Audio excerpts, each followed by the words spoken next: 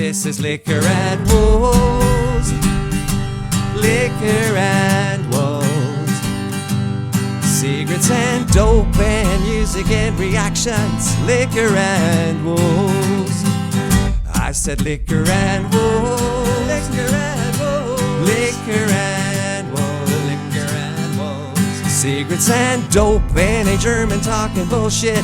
Liquor and wolves. Fuck. Welcome, ladies and gentlemen. And we're live. Good evening, ladies and gentlemen, boys and girls from all over the world. How are we doing tonight?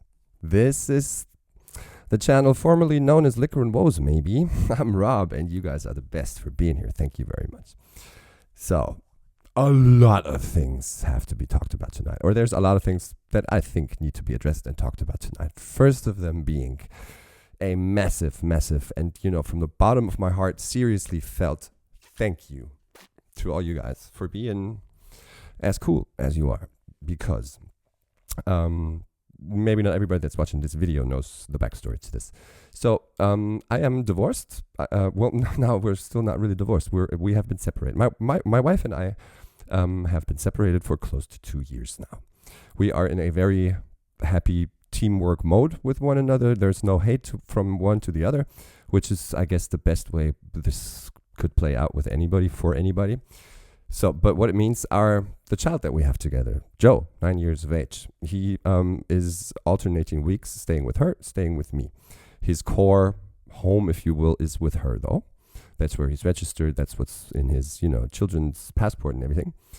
But yeah, he kind of swings back and forth. And the cool thing is, since we are being so cool with one another, and there's no reason for any of us to hate the respective other, when she moved out, we found an apartment that's literally, I have to measure it, but I'd say 45 meters on the other side of the street. We can wave each other good night through our windows when he's over there and I'm here. So that's a telltale sign of how cool we can still be with one another. We've always said we're a great team, but we're a fucked up wedding couple. And that was fact, and that's what it turned out to be anyway. But we're a great team. So, with that being said, something Joe has wanted to speak to me about, and apparently for a couple of weeks already. So when he finally sits down with me and opens up, he goes, "Dad, I would love it. I mean, I love how you're getting into this YouTube thing and how you're finally starting to find something that, you take joy out of and that prides you, as in you seem to be good at what you're doing there, and that's all great. But can we please not do it when I'm with you? So in the Joe week when he's here, no more YouTube's happening. I've made that decision and I am so fucking happy with it." And I posted a lengthy community tab post on this issue, and it has like interaction to the maximum, and everyone, there's like fucking seriously every fucking one of y'all is supportive of this and goes how great they think this is and how they will be here every second week also. And if you are one of those people, and even if you're not and you haven't seen it or interacted with it and you still think, if you're nodding your head right now, that's the right way to go, then I love each and every one of y'all. Thank you. That was so, that really uplifted my spirit, because when you feel like you're in this, the rocket has started to roll, right? As in things are picking up, and we're going to be talking about this context later too. You feel like things are falling in place. And then you have to sort of share with the community that you love and that is kind of waiting on content from you, and then have to share the fact, as I'm trying to pick up speed, I am now going to just, half the amount of output that you guys can expect from me. It can lead to, there's a trillion of other guys out there that are producing content, and they are grinding and hustling and doing shit on a daily. We'll just move over to them, and it's perfectly fine. You guys are free to do whatever you feel with your time, right? But to take the time out of your day to respond to that and say how you are with it and how it is the right choice, that massaged my soul for real. So thank you, everybody. So that is the first thing that needed addressing. And now I have talked my mouth into like mouth Sahara, and I will need to go into a drink. And that is sort of the transition into issue number 2 that we're going to be talking about, which is sipping on something. I am pretty fucking sure this is the last day I will be sipping on something in this original form of Liquor and Woes. So let's do it and let's fucking make it count.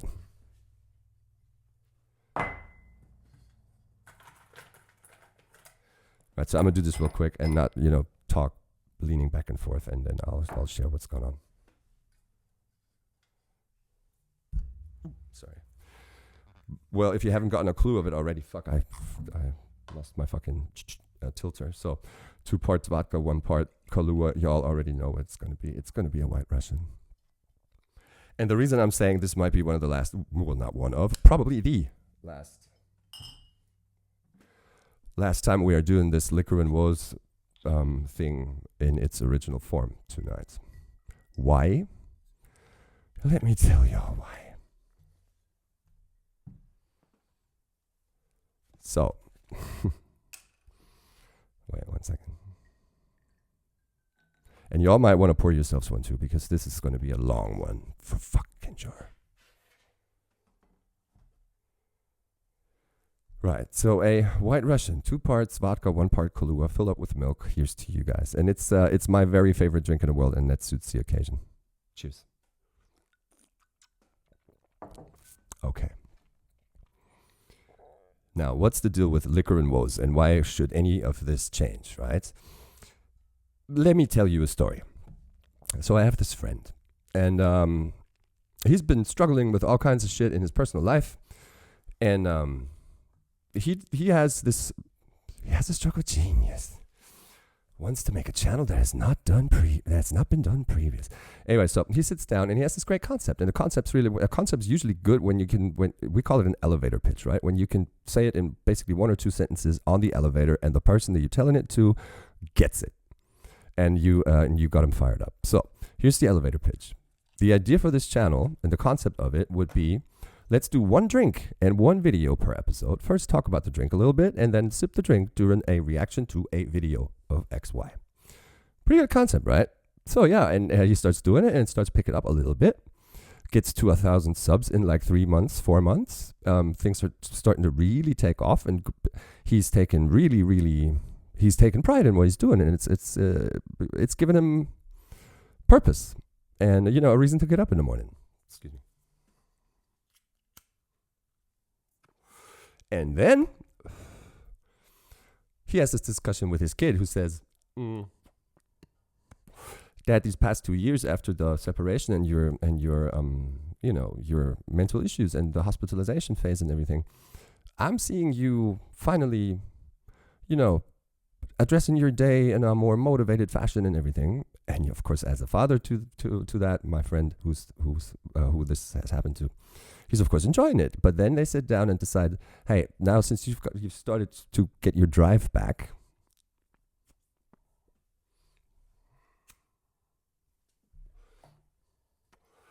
how about you also address an issue that has been, put on the back burner for fucking ever, and that is your driver's license, Dad.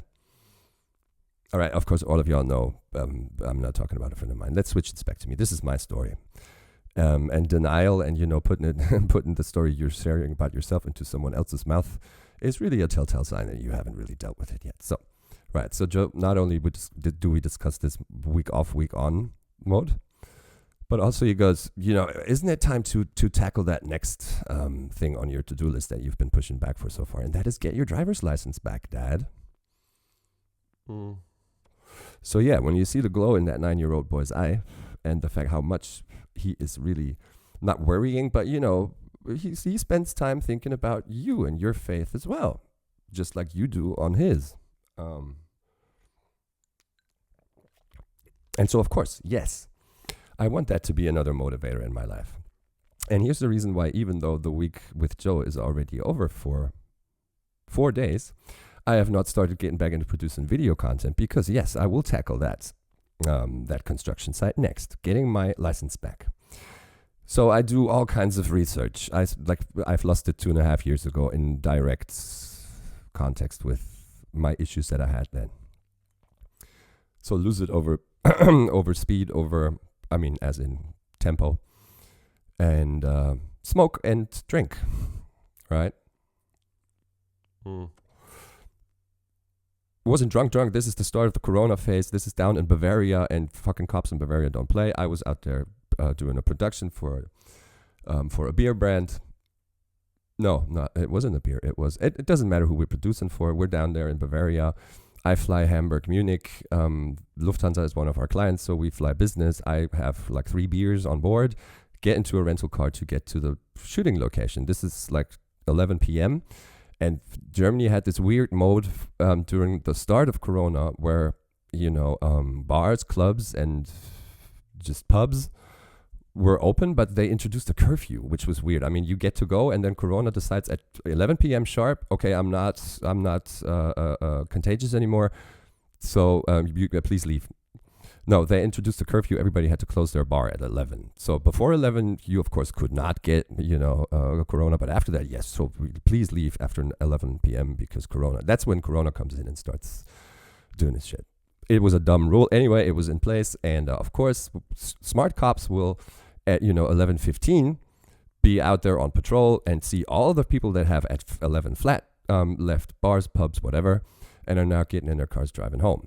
So of course I get into one of those random where they stand there at a rest area, and every second one that passes by will be woven in and checked and then continue their way.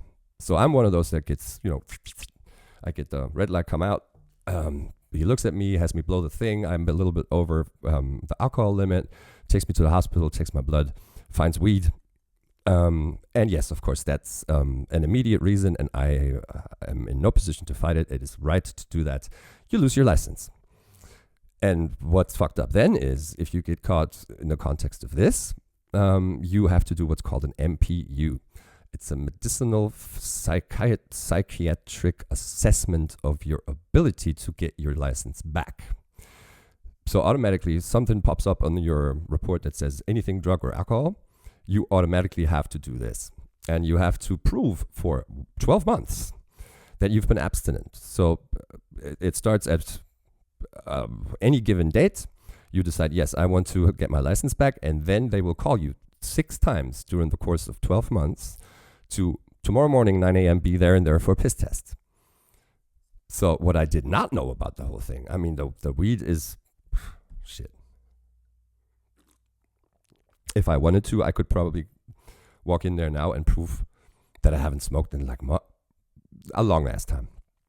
But I did not know that they were going to also check for alcohol. And now this friend of mine, I have a little dilemma, right? Because I am starting this content piece or content format that is totally based on consumption of a drink and reacting to a video. It's in the name, it's in the everything. It's the concept, right? So here's my moral dilemma, which I have solved for myself, but I'm not sure what the end game of this decision may be. Yes, of course, I want to, not only for my son, but for myself as well, get my license back. So I will have to physically prove that I am being abstinent for 12 months, which means at, let's say, day after tomorrow, I call them, I want to enter the program, and that's when the clock starts ticking. And that means all of this will stop. So the smallest of my, follow-up issues will be, what's the name of the channel for this time for 12 months? Is it going to be the channel formerly known as Liquor and Woes? Is it going to be something like, this used to be Liquor and Woes? Or is it something like non-alcoholic beverages and woes? Or is it, I'm on a 1-year timeout, Liquor and Woes? What is it? What is it? And it fucks with me because this is, this is the critical mass time of things in terms of, make an impact or don't. And if you wanna, then stick to your fucking thing. Not stay in your lane, as in do as you are expected to. But don't swing left, right, and try this and try that, and nobody can really pinpoint, yeah. And they like you this week for this and that, and next week you're a completely different thing. So that's weird, and it sucks, and I talk so much that and is this in y'all's country too? They have like 3 designated go out by yourself areas in cigarettes over here now. So if you just leave it sitting there, it used to just burn down to the filter. It doesn't anymore. It goes to one of those 3 barricades where it's like more tightly squished, the tobacco in it, where it'll not burn, it continue to burn by itself. I guess it's for everybody that falls asleep with their cigarettes. So those are two issues that the first one is not an issue anymore. And that's the reason I am now not addressing it as an issue anymore. I'm just really going to say thank you for being that cool. But now, am I expecting all of y'all to be cool again and, you know, cope with a complete turnaround in concept and you know, format? I honestly don't know. And I honestly don't want to make it a thing like stick with me for a year on my quest for my driver's license. That would be like a podcast in a total different world. I guess it's interesting enough to listen to one. Is he going to get his license back or not? But that's not what I'm doing, right? It's not. It's just weird. And it kind of, it fucks with me a little bit. So if anybody has an idea, please let me know in the comments. You know, ideas are my core competence, right? I'm a creative director in advertising. I make a living off of ideas, and I'm sure there will be one. I'm just not sure. Maybe I'll pitch them to you guys and have you sort of discuss and vote on which way to go for these next 12 months. So that's why I wanted to make this video tonight. I wanted to be sort of a little, it's not a farewell. It's not, I'm not leaving or, you know, deleting the channel or anything. But it is a day, because this is going to be the last time I'm drinking today. In order to, you know, be set for this next challenge. So I wanted to make this video something special. And we're going to take it to the max with this, because fuck, I mean, if I'm going to do last time so-and-so, we're going with a bang. And music video wise, I decided to revisit one that I've done lately. And when reflecting on all the stuff that I've done since I've started the channel, it was a 100% Harry Mack focused thing. That's why I started it, because I was obsessed and still am. Excuse me, with Harry, what he does, what kind of person he is, and how fucking talented, and how he's bringing the game forward. Obsession is the reason I started this channel, and I didn't want to have that be the core of a sort of like, you know, this was chapter A. We're closing it for a little bit and do this now. That would have, if that was the intention of this video, it would have had to have been a Mac thing we are looking at now. But it's not going to be. It's going to be more. It's going to be more personal than that, because if there's one video that I've ever reacted to, off or on camera, that has made after I've done it, not during the reaction so much, but after I've done it, and after I've watched it, I don't know how many times over ever since, it has left such a fucking impact on my life that I would very much like to revisit that and share everything that I am now seeing, understanding, and interpreting into it after actually knowing it and having been schooled on back info and all that stuff. And I'd love to go into a bit of a deeper dive of the song Hi Ren by Ren. Backstory to why did I do it in the first place? It was one of you guys. No, it wasn't one. It was a lot of you guys have heavily suggested it. I couldn't hide away from the suggestions at all. I went into it and loved it. I loved it. And I have done a bunch of Ren since. And I have been blown away every time since too. But that one being so close to home with so much of the things he's saying and doing in it, I want that one to be this little chapter closer in the drama of liquor and woes, or ex-liquor and woes, or dry liquor and woes, or 10-step program and woes, whatever. So yeah, that's what we're going to be doing. We're going to be doing Hi Ren in a form of a deep dive. I will try not to say any of the things that I've said in my first reaction to it, because a lot of that was just reach. Not all of it. Of course, got the core idea of the whole thing, but I've missed so much. And first time hearing something is always nice for the consumer of the end video, you guys, to see somebody who's never seen anything react to something. But I know this from how do I approach, let's go on YouTube and find something. I watch reactions for that reason as well, to get this what the fuck from people. And you're always a little bit over expecting knowledge that you yourself have already, and expect the reactor to know that stuff also. And then be sort of, fuck, he missed that. And oh shit, he totally misunderstood this. That's the effect of a first time hearing. You're not going to, 99% of the time, you're not going to catch everything and every deeper meaning and every side link and all. Sometimes not even the big picture. Like in my Jenny and Screech thing, where the ding, ding, ding moment is like an hour into the song. So yeah, what I was getting at was, with Hi Ren, my first reaction is on film and for everybody to see on the channel. And after this, I watched it standalone, the Ren original video. I wonder if YouTube shows this, how many times you have seen one specific video. It of course shows that you have seen such and such, but it would be awesome if you could find out how many times you've seen it. And then I, of course, and that's the second approach of when I look for reactors, the second approach is, I wonder what so-and-so is thinking of this. So I go to my favorite reactors to check out whether or not they've done it and what they have to say about it. And the third reason I do reaction videos or consume reaction videos myself is to learn stuff that I have missed. And I've missed a bunch. And I will do this one more time, go a little bit deeper, try to avoid everything I've said in round one, and only speak on the things that are so close to home and why they are so close to home to me. It is very likely that there will be tears in this video from probably me. Yeah. Because it has happened so many times ever since I've watched this. And they're good ones. They are, I am seeing, realizing, understanding my own issues well enough to understand that this is something he's referencing here.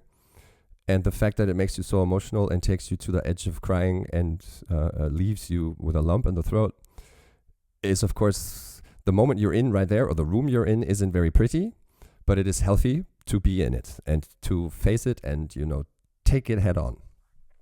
And that is what we're going to be doing. I don't know when I've started this and how long we're in already. It doesn't matter. What I'm going to do is I'm going to double check if everything is working or if I have just done this fucking major ass long intro just for fucks. And then I'll hit the pisser. TMI. And then we'll be back. And that will be the case in 1, 2, 3. And we're back as promised. So let's get into a second visit or a revisit or deeper dive into Ren. Hi Ren.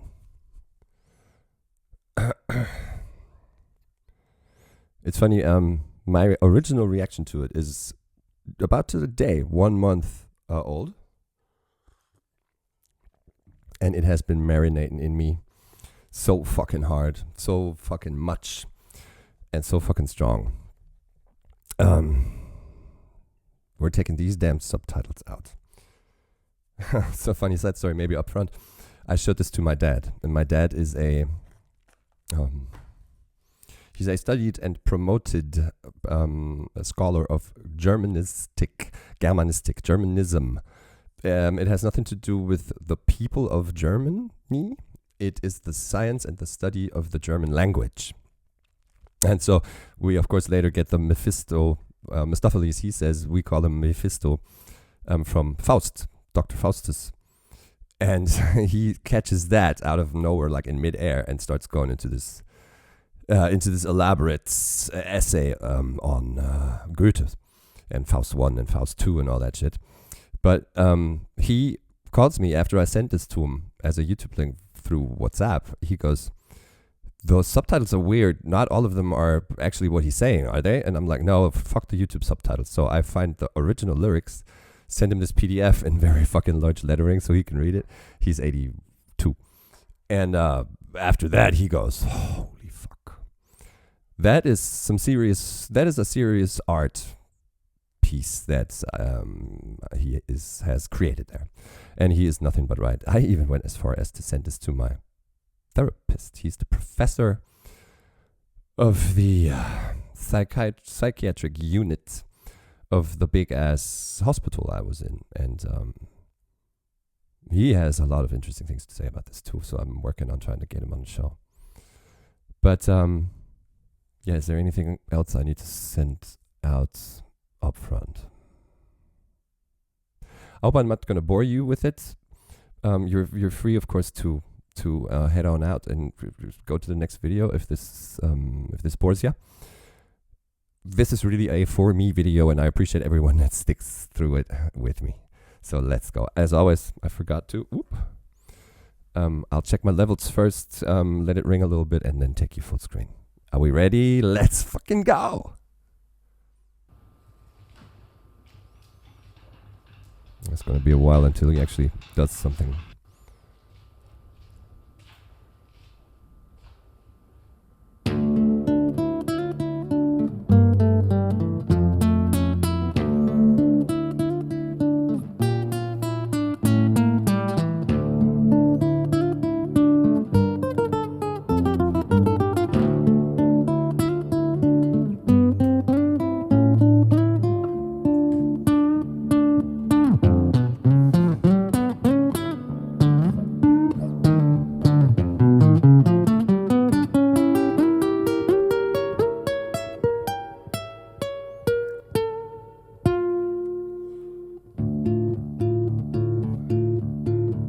By the way.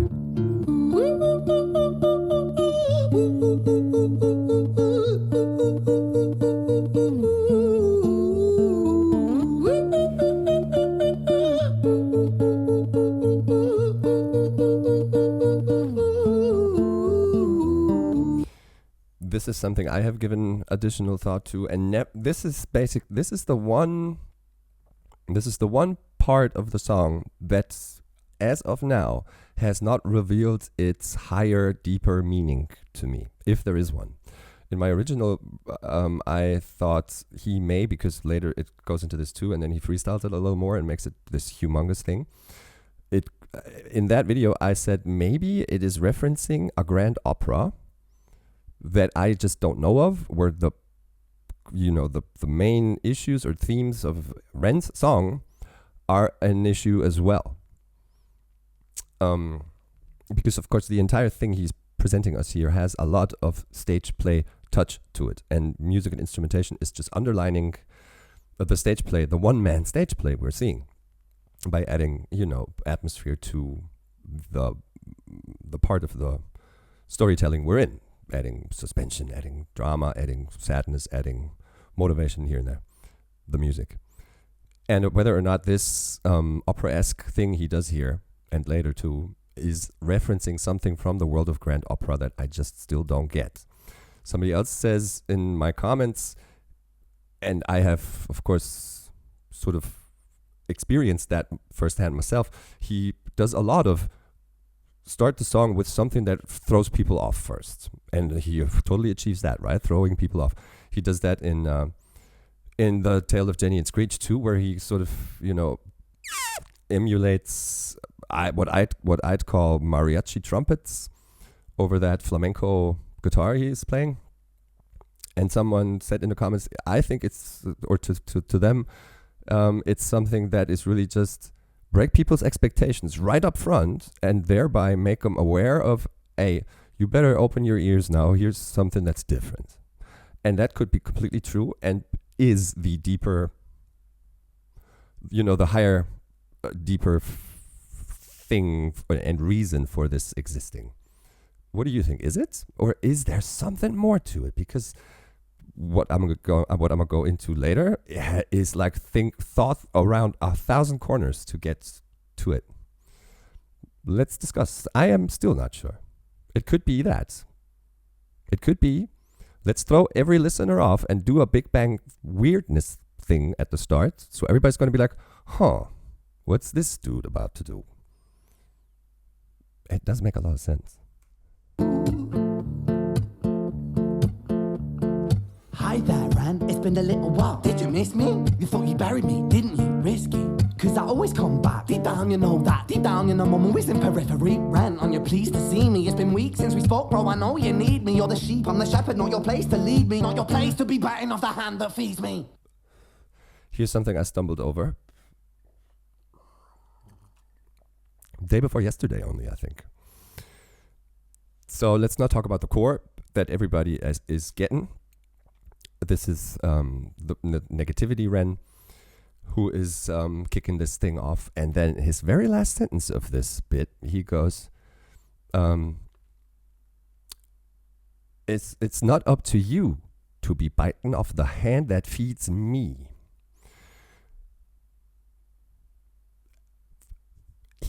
That is the first time, or I'm thinking the only time. Of course, later he says, you gotta kill you if you want to kill me. That sets it fucking in stone that we are one and the same, stuck in one physical Ren. There's you, there's me, and one of us is going to have the overhand at the end of the day. But we're both inside Ren's head. And how and why is he saying to positive, constructive Ren, that's going to be talking next, why does he tell him it's not up to you to be biting off the hand that feeds me? Oh, you need me, you're the sheep, I'm the shepherd, not your place to lead me, not your place to be biting off the hand that feeds me. It's not your place to be biting off the hand that feeds me.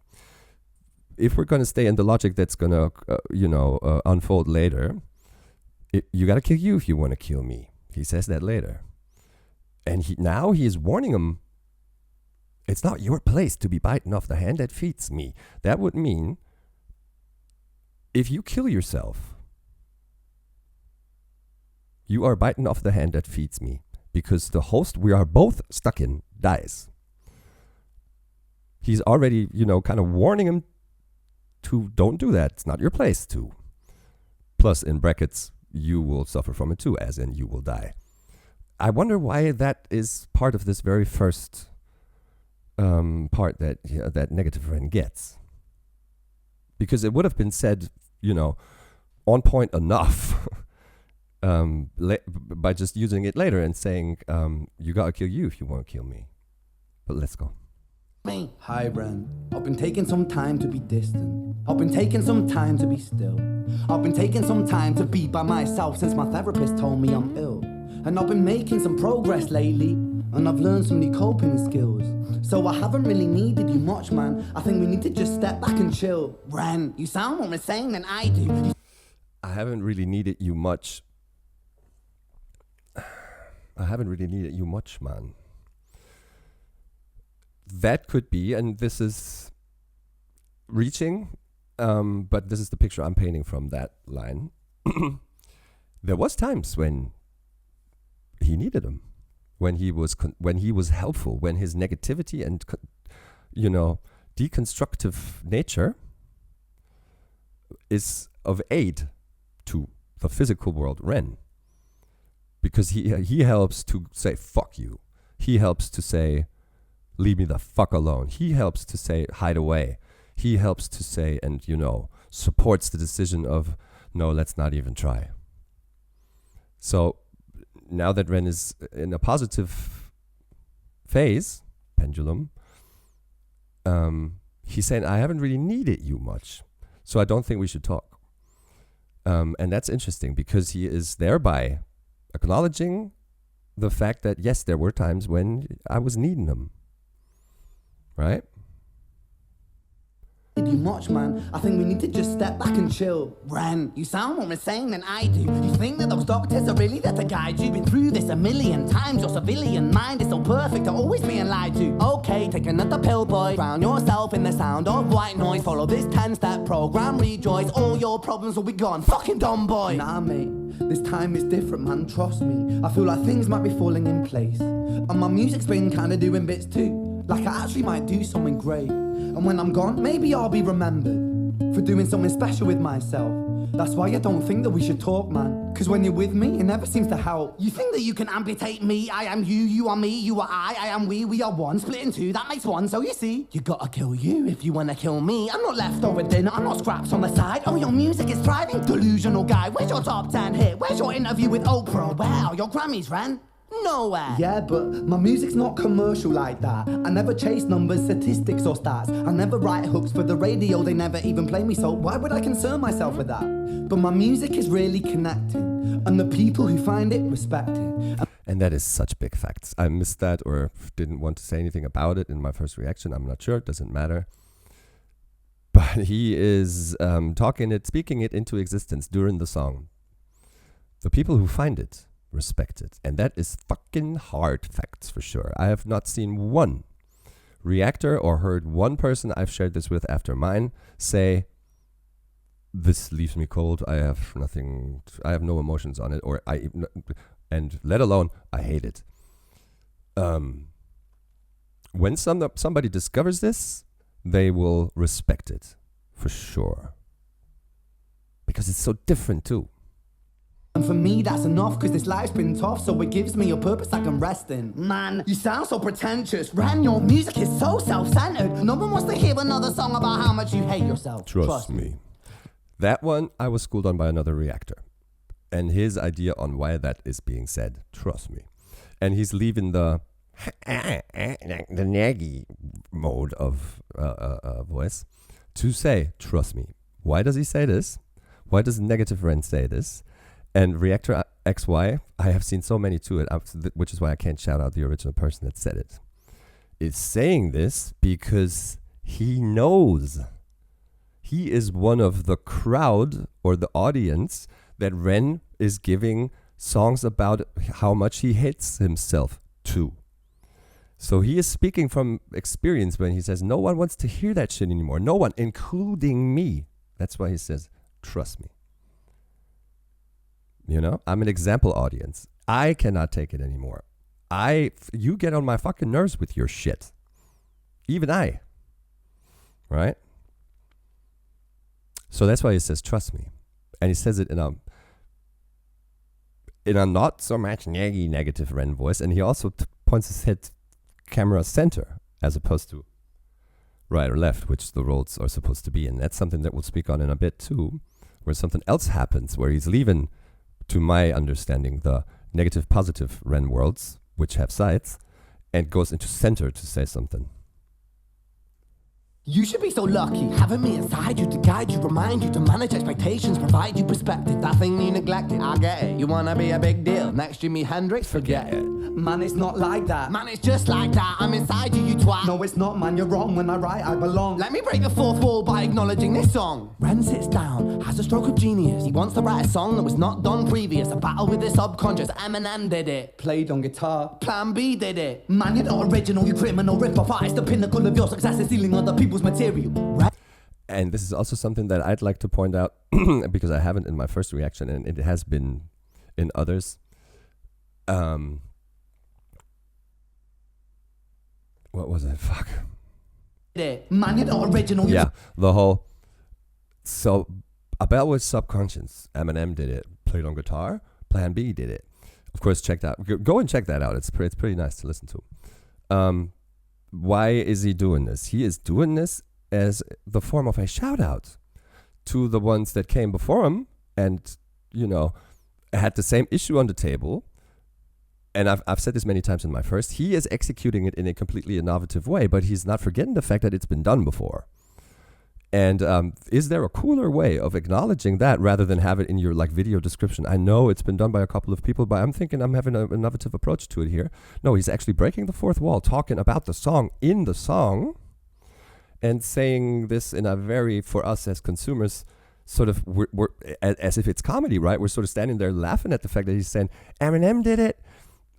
And thereby takes the tension out of everybody who, without this part, would have thought, it's a little bit bad conscience, it's a little bit this and this, it's a little bit that and that. Oh yeah, it was Mr. Biscuit with, who's a freestyle rapper. And he's on Black Pegasus' show, and he acknowledges that. He goes, this is not this is not putting down how others have done it before him. This is acknowledging, and this is also paying homage to the ones that have in a super, super fly and cool kind of way.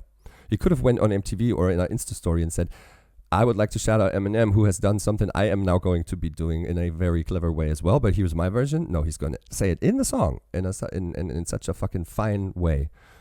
And really putting himself down with it, because that's the format of how negative Ren is supposed to be acting. And he uses and utilizes that to take a stand on the song itself as well. And that's pretty amazing. And now comes an interesting thing that I'd like to discuss with you. Criminal rip-off artist, the pinnacle of your success is stealing other people's material. Ren, mate, we've heard it all before. She sells seashells on the seashore. Here's an observation. Every non-native American speaker that reacts to this misses this. So apparently this is a tongue twister that kids learn like at a very young age. It's like Fischers Fritze fischt frische Fische in German. If, let's say, I don't know, Dendemann or Sammy Deluxe said, here's a song concept I have, but it's been done before, and I don't mean to sound like Fischers Fritze fischt frische Fische.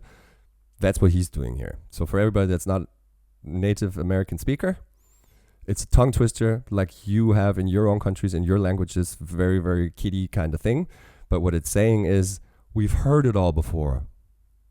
And as a reference to we've heard it all before, he's going to give you a tongue twister that everyone knows from their childhood. Right? And that's still not it. What I'm going to is, I choose if you die. And that's going to come now. Fuck you, I don't need you, I don't need to hear this, cause I'm fine by myself, I'm a genius. Look at the video. And I will be great, and I will make waves, and I'll shake up the whole world beneath us. That's right, speak your truth, your fucking god complex leaks out of you. It's refreshing to actually hear you say it, instead of downplay it. Music is all about the creative process, and if people can find something to relate to within that, then that's just a bonus. Fuck you, I'ma fucking kill you, Ren. Well, fucking kill me then, let's fucking have you, Ren. I'ma do it, watch me prove it, who are you to doubt my music? Cause I call the shots, I choose if you die. Who are you to doubt my music? And I call the shots. I choose addressing negative over there. Like, what's the fucking camera angle for y'all? So when Ren is being positive, in his POV, he is talking stage right. Saying, who are you to doubt my music? I'm calling the shots. I choose if you. And then he stops looking here, looks in camera center, but down, and goes, die. Then negative picks it back up. So here's my thought on this. And I haven't seen it before either, if someone has spoken about this before. That is where I think Ren is trying to show us that sometimes just Ren, neither negative nor positive Ren that are inside him, but Ren, the entity above both of these, Ren as the physical person, decides if you die. Because he has a physical hand that he can pull the trigger with. He has physical hands that he can tighten nooses with, right? None of those two guys do. They will talk him into doing things with his physical, hands. But they can't. And here I think Ren acknowledges the fact that there is a physical Ren above the two mental Rens that are constantly at battle with one another, and that he knows he is calling the shots and decides if you, which of course is impossible, if he decides to kill, both of them are going to die. He decides to shut them off by die. That's what I'm getting from it, and it's gonna be done again here. Then let's fucking have you, Ren. I'ma do it, watch me prove it. Who are you to doubt my music? Cause I call the shots, I choose if you die. Yeah, I call the shots and so I choose who survives. I'll tie you up. Again, I call the shots and I choose who survives. Which is not possible, because if he decides to actually pull triggers or tighten nooses, then him, the physical entity, and both of them will die. I wonder, it seems like that's happening. The tripod that holds that camera is touching this table. So every time I do something, that thing will shake. And I will take care of that and be back in 1, 2, 3. Yeah, so I just slid that back a little tiny bit. Let's continue. Up in knots when I lock you inside. Okay, we all know what's coming. He's going into the crescendo, adding drama curve on the fretboard, moving all the way up the fretboard. During that, and I've seen this on Guitar Teacher Reacts, during the diabolical chord, the tritone, it used to actually be banned in the medieval days by the Catholic Church to be using that chord progression or that tritone chord, the devil's scale, in church music. So they would actually go and scan the notes and see if there's tritones in there and then delete them out. Because they were of the opinion and stance that church music should always be uplifting. And the tritone being, I'll show it to you, having this one dissonant note in it that makes it sound weird, was banned from church music. So, I mean, how long of a reach do you have to actually prevent a certain chord or chord progression or, you know, a certain musical note to be able to ban that? Weird. So yeah, that's what he's going to go into. And I would like to start to share half of my biggest outtake from this before the actual action starts. Because this perspective I, of course, didn't have in my very first reaction. This is kind of the breaking point of, here's a vivid discussion or conversation between two, positive and negative Ren, which was the first part of the song. And to understand that we're now switching into a different part of the song. Of course, the music changes and the way he plays the guitar changes. But I did not realize that what we're about to hear now is sort of a solo verse from negative Ren, which is going to evolve and, go into, kind of leave the Ren aspect of things until he brings it back in the very last line of this. But really, I think is trying to show us evil gets its own verse, which, culminates and climaxes in the complete cacophonia at the end. And after that, the good gets its own verse. And I was only able to kind of puzzle that together through one line in the good verse later that says, I go by many names also. And that sentence stand alone in the part back there didn't make any sense to me. I'm like, why? What? I go by many names also. Is that like a British thing to say that? Put an also at the end of things? No. He is saying, I go by many names also because before we have heard someone or something name a whole lot of names for themselves. And that's what's going to happen here. I was created at the dawn of creation. I am temptation. He is going to give himself all the names that he's being called. Mephistopheles later. In German, it's Mephisto from from Faust, in English, Dr. Faustus. I am the reason for treason. I am sin. I am Mephistopheles, Antichrist, Lucifer. He kind of lists all the names that general evil goes under, and the forms and shapes and sizes that it comes in. And that is referenced later in the positive and good standalone verse. I go by many names also. I rise in the east and I settle on the ocean floor, the sun. I am the voice that you hear when you loosen the noose on the rope. That's not a name, but that's of course something that immediately, if you're in the context that I've just now painted, yes, that plays into positive world. Some people know me as hope. And that is something that first-timers hearing this are gonna, bite into and hold on to. I'm hope. No, I'm beyond. I'm more than just hope. It's just one of the names I'm referenced with when people talk about me. I am the general good as opposed to the general evil. I've kind of given away everything I wanted to say about this part, but here's the core of what I'm saying. First part of the song, we get a dialogue that's very vivid, back and forth, back and forth. Now, we get two verses, and we're about to go into the first of those. This is the one on general evil, in my understanding. Newsflash!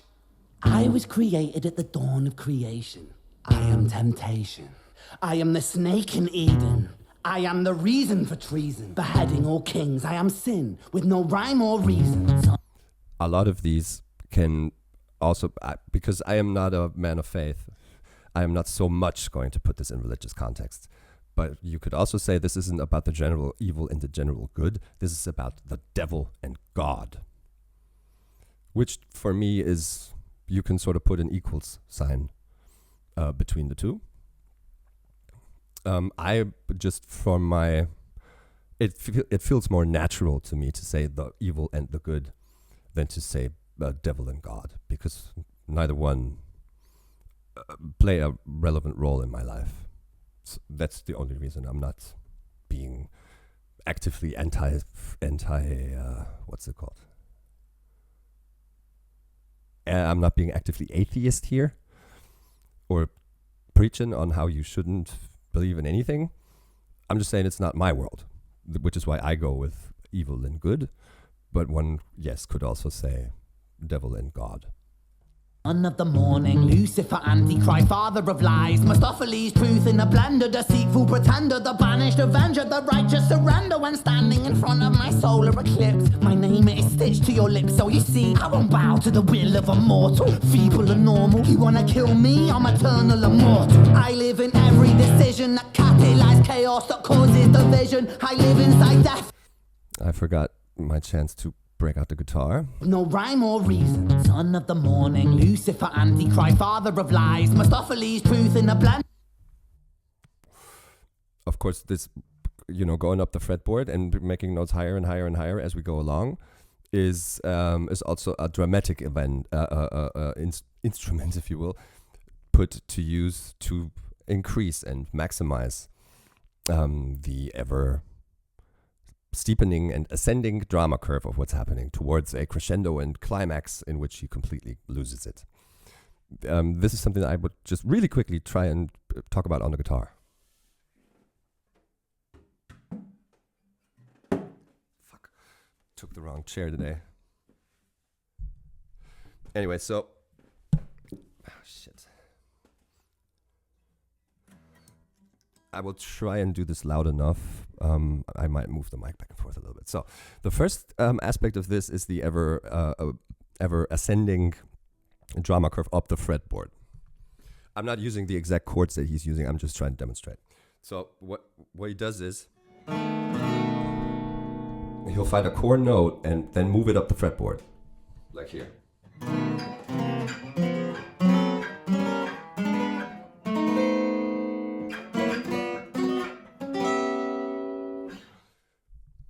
And that is something that is a very heavy metal or dark metal thing. A. And the second thing is these tritones that are actually referenced as the devil's chord. So what it is, it's really... Okay, here's... In music theory, there's sonance and dissonance. Dissonance sounds weird and off, and sonance is like everything fits together and is where it is. A chord is a great example for something that's sonant.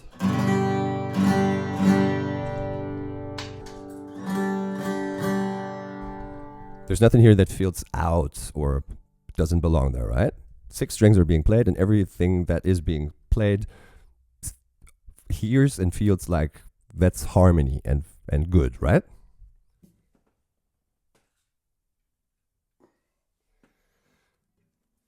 And that's because the individual things that are being played fit one another and are sonant. So let's say you have an E and you have a high E up here. Oh, every time somebody plays this, you're always going to be nothing that smells, right? But we're not going to talk about that. It's the fact that it's 2 E's, and because they belong together, they sound nicely together, right? You can bring in a third E.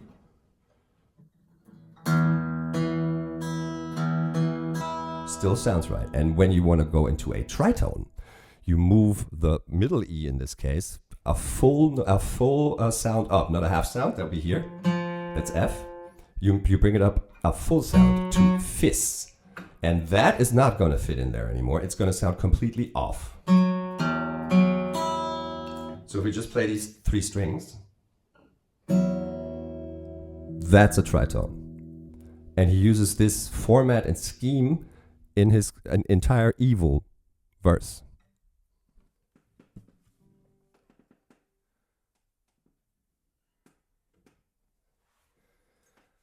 Okay, teacher mode off. Right? Sorry, I'm not trying to be smart here. That's something that, of course, you don't realize first time hearing. And let's continue. The deceitful pretender, the banished avenger, the righteous surrender when standing in front of my solar eclipse. My name is stitched to your lips, so you see, I won't bow to the will of a mortal, feeble and normal. You wanna kill me? I'm eternal immortal. I live in every decision that catalyzes chaos, that causes division. I live inside death, the beginning of ends. I am you, you are me, I am you, Ren. And here he brings it back to the more personal aspect of I'm still the one in your head, right, Ren? I am you, you are me, I am you, Ren. And the fucking YouTube subtitle says, I am your friend, not I am you, Ren. So that's just an example of how fucked it is. Tritones, all tritones. Dissonant. Now harmonized again. Oh, this is now in harmony again. And I've talked about this before. The first verse started, this is, I think, the good verse, the positive Ren getting to speak his mind. But he leaves the role of I'm just positive Ren in Ren's head. He is also going into I am way more than that. And I go by many names also. Some people know me as Hope. Just some, and I'm not Hope per definition. I am more than just Hope. Some people know me as Hope. Some people know me as this. Some people see me as the sun that rises in the east and settles on the ocean floor. Amazing.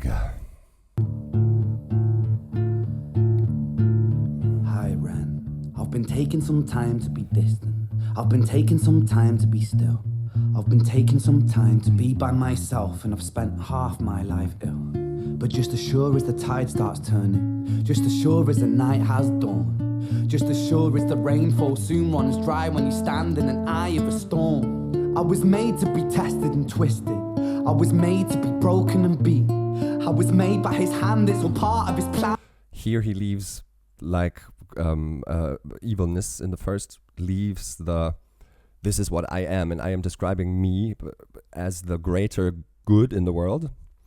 Here I am being the Ren, and I'm saying I was made to be twisted and I was made to be broken. No, I was meant to be and twisted. I was meant to be broken and beat something and twisted. This is, of course, him internally describing himself again.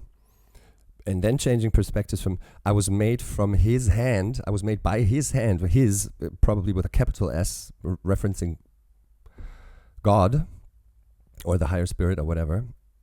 It's all part of his plan that I stand on my own 2 feet. And then Ren, this is Ren rises.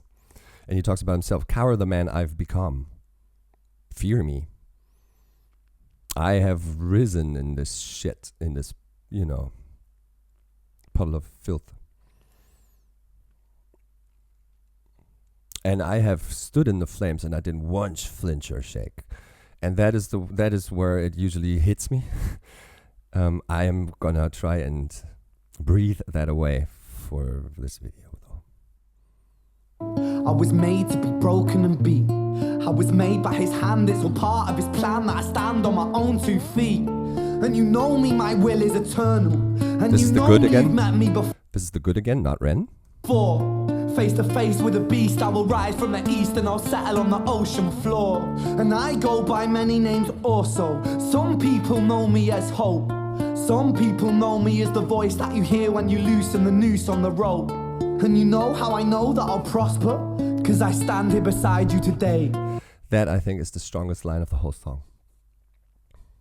You know how I know that I'll do good? You know how I know that I'll make it through this? Because I'm here. I have already won the battle, really. There may be more to come.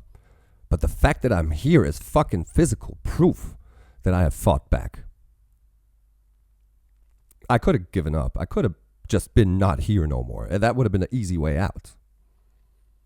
And then knowing Ren's background and fucking Lyme disease and autoimmunity illness where your own body fights you because it thinks that your own personal body, like cells in your body, are enemies, and your own what's supposed to be a protective system fights your own mass and bites it away and eats it away, and fucking you are in such fucking pain and nothing can be done against it.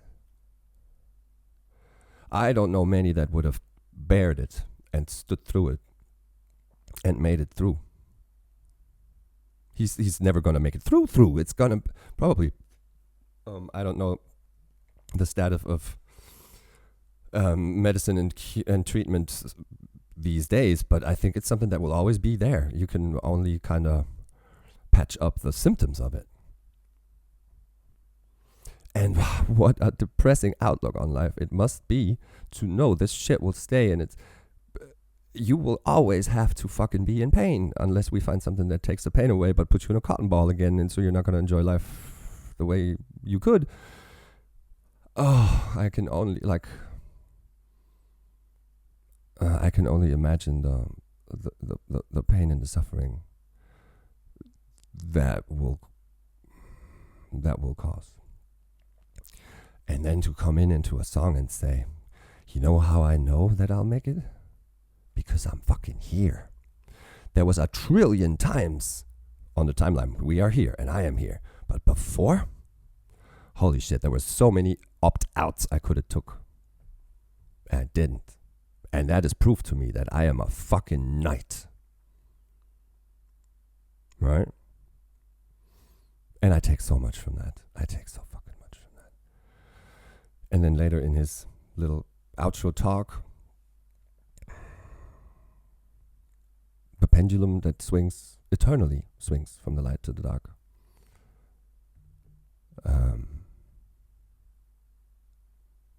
Yeah, that hits home. And I will share what it's done for me ever since. And I would stopping this part because it deserves to be taken in as a whole. I've spent half my life ill, but just as sure as the tide starts turning, just as sure as the night has dawned, just as sure as the rainfall soon runs dry when you stand in an eye of a storm. I was made to be tested and twisted. I was made to be broken and beat. I was made by his hand, it's all part of his plan that I stand on my own 2 feet. And you know me, my will is eternal. And you know me, you've met me before. Face to face with a beast, I will rise from the east and I'll settle on the ocean floor. And I go by many names also. Some people know me as hope. Some people know me as the voice that you hear when you loosen the noose on the rope. And you know how I know that I'll prosper? 'Cause I stand here beside you today. I have stood in the flames that cremated my brain, and I didn't once flinch or shake. So clever at the man I've become, when I sing from the top of my lungs, that I won't retire, I'll stand in your fire, inspire that me to be strong. And when I am gone I will rise, in the music that I left behind. Ferocious, persistent, immortal like you, we're a coin into different side. This also, every time the YouTube caps are on, when somebody consumes this, and it says we're a climate too different to size or something. No, what he's saying is we're a coin with 2 different sides. We're a one and the same coin, but it has 2 sides, right? There's heads and tails. There's good and bad. There's light and dark.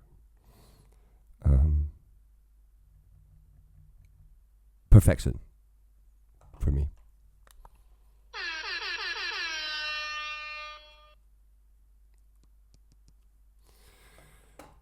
He is making such a strong point. Inspire the weak to be strong. And if you don't know any backstory of it, you're just going to consume that line and be like, but knowing his backstory, he is one that can claim, I will inspire the weak to be strong. Because what I have behind me, 1 in a million will have to go through. It's not like I'm bragging, but I can't speak on pushing through and giving up. And that is one aspect that probably not everybody that watches this video is going to be able to appreciate.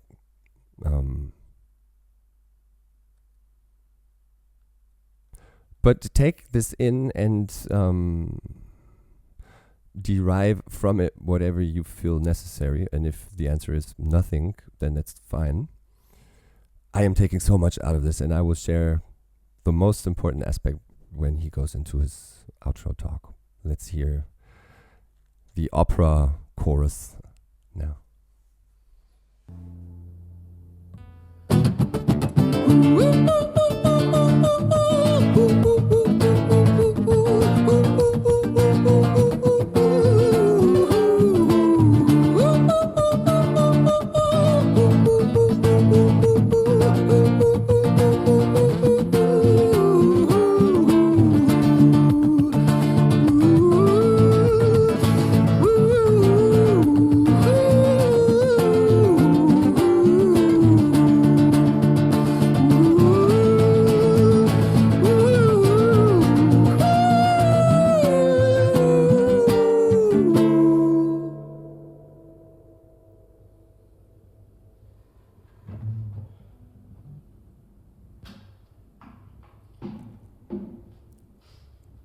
Here we go.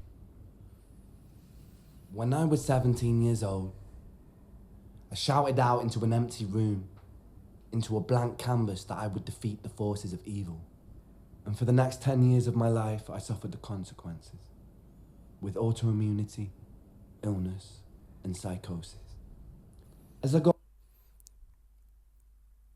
Sorry for stopping it here. Here's just one aspect that I forgot to talk about, and this is some Sherlock Holmes shit that I never would have seen on my own. I've seen this in somebody else's reaction. Again, I don't know whose. But look, you can see it here in this freeze frame. Dude has 2 earrings. And the one in his right ear, our left, where we have seen Mr. Positivity speak. He's sporting a cross.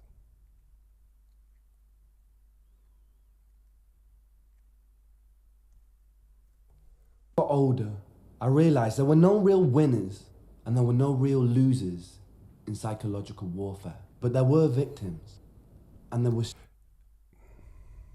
Okay, this is a good... In my original, let's talk about this real quick, because this is production side and this is interesting.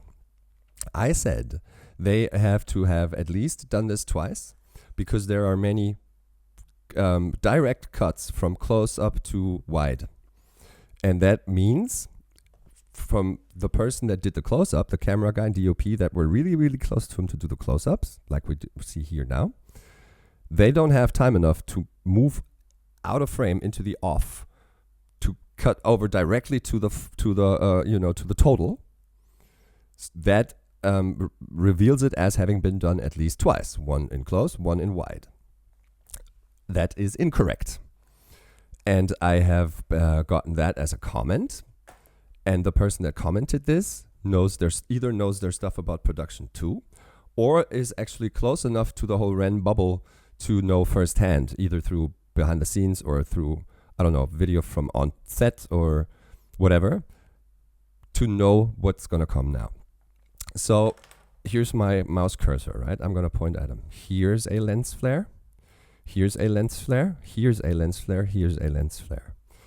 Lens flares appear naturally in good cameras like Alexas and all, and Reds and everything, without the physical object that's causing them here. What am I saying? Those cameras will generate lens flares, like in the NF Hope video, right? We're out on location. We're bringing good cameras. We're in magic hour. We're going counter light, but not all the way counter light. So this is the sun source or whatever light source. Of course, in magic hour, it's going to be the sun. It's here, and our framing goes here. So it's just out of frame, but it's still shining toward the camera, right? And if the camera starts moving a little bit, we'll see little kind of like, they are super, super bright little spots. And they move through camera with the movement of the camera objective. Whatever, too technical. So why are we seeing them here in an artificially lit room that's not, super bright light sources anywhere? We are seeing them because the camera that's capturing Ren here is behind a piece of glass. And the lens flares that's why they're all in one continuous, they are sort of in line. You can connect, you can take a pen and just go one straight line through all of them, because they are reflecting on a surface, which is a piece of glass that Ren is behind. Why is he behind a piece of glass? Because the entirety of the room is square, and all the three walls to the left, the one that Ren is looking at, us, and the one to the right, they are not physical walls, but they are glass walls. So there's cameras behind all of these three glass walls. Some are doing the total of the room and Ren in it, and some are grabbing only close-ups. And that's why we get to do this only once and choose our material from the ones that are picking him up close and the ones that are doing totals, and we can just cut them back to back to back without anyone being in frame except of Ren. And that's fucking, yeah. That's also something like shows, like reality TV shows like Big Brother, where they're all locked in a house, and the house has, like, every wall has sort of, glass, lengthy, narrow but wide glass elements in them. That's where the camera objects are behind, and they move through here, and that's why they can get close-ups of people that are actually 35 meters into the room without going into the room and standing beside them. But we have a total and we have pickups, and these are the ones that did the pickups. That took way longer to explain than I intended, but anyway. Losers in psychological warfare, but there were victims, and there were students. It wasn't David versus Goliath. It was a pendulum, eternally swaying from the dark to the light. And the more intensely that the light shone, the darker the shadow it cast. That is my biggest outtake from this video, from B music videos ever, out of all the ones I've seen, and out of my doing this channel. I would have never found this video. I would have never found this artist. I would have never exposed myself to it for the time that I have. And I would have never dug as deeply into anything if it wasn't for the greatness of this thing. This realization he has for himself. It isn't David versus Goliath. It isn't like a battle won against a million. It's really a pendulum. And realizing that there's going to be good days and there's going to be bad days. And that's what life is all about. And taking that in and accepting it for oneself is so fucking important. I said this in my first reaction to it.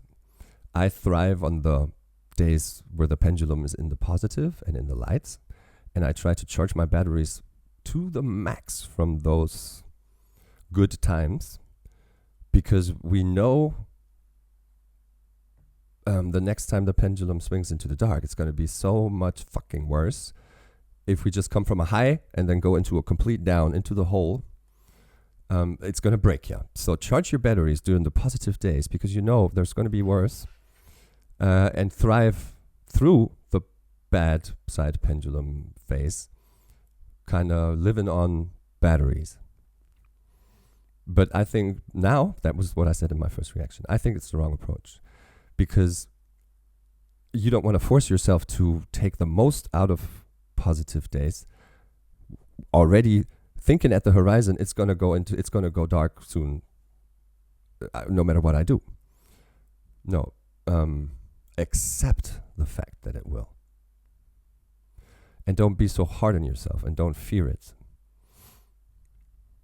Because it, of course, also means we're here now. We're going to maybe be here tomorrow, but then you know what? 2-3 days after tomorrow, we're going to be back here again. So, and that's what he's going to say next. Don't cramp up. Don't try. Just, go with it. Let life take the wheel, if you will. It's you are not one to manipulate that. It's going to swing. And that outtake,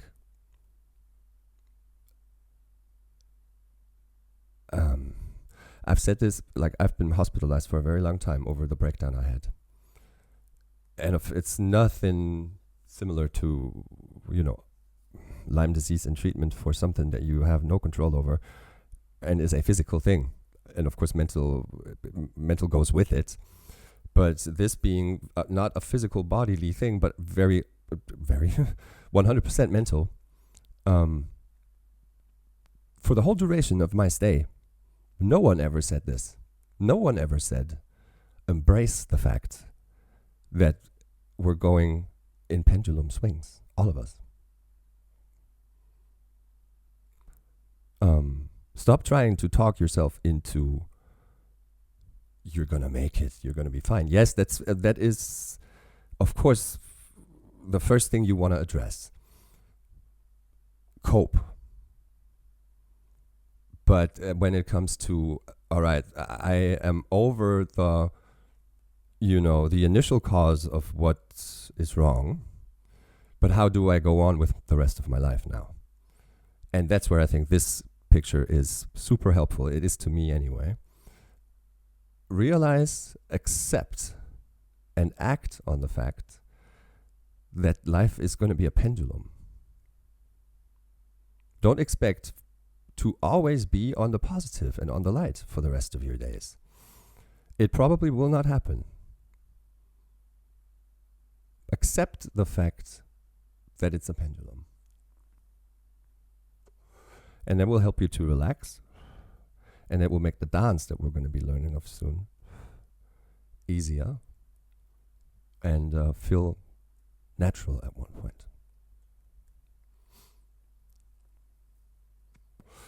Yeah. Yes. It was never really a battle for me to win. It was an eternal dance. And like a dance, the more rigid I became, the harder it got. The more I cursed my clumsy footsteps, the more I struggled. So I got older, and I learned to relax. And I learned to soften, and that dance got easier.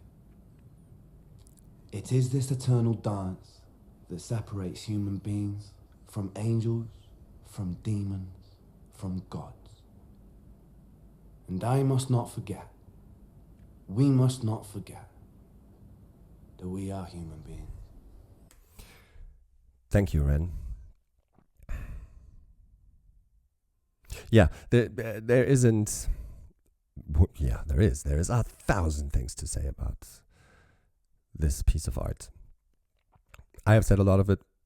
The whole world has said a lot of it, and rightfully so, and he deserves the attention the song and he as an artist gets.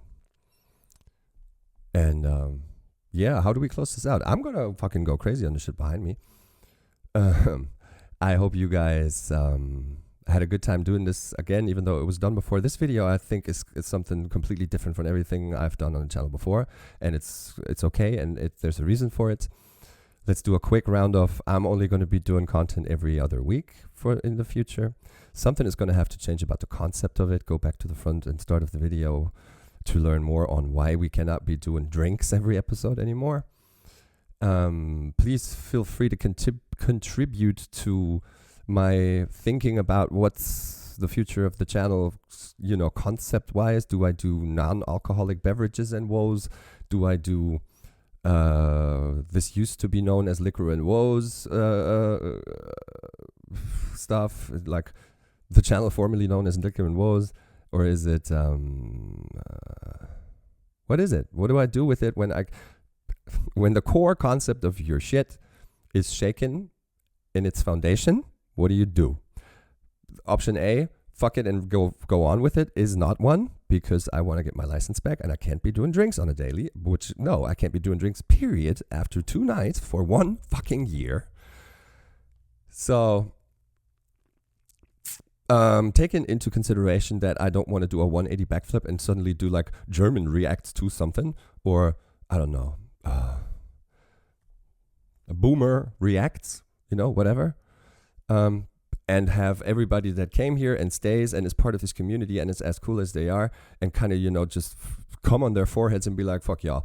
my hands are being forced, but I am going to change it up completely. Because that sucks. You don't want to, start digging something and commit yourself to it by subbing and saying, I like what this channel is producing. And then all of a sudden, they do a 180 and do something completely different. I don't want to do that. But my hands are being forced into not doing the drinks. So what's the alternative? Is it healthy, healthy beverages and woes? I don't fucking know.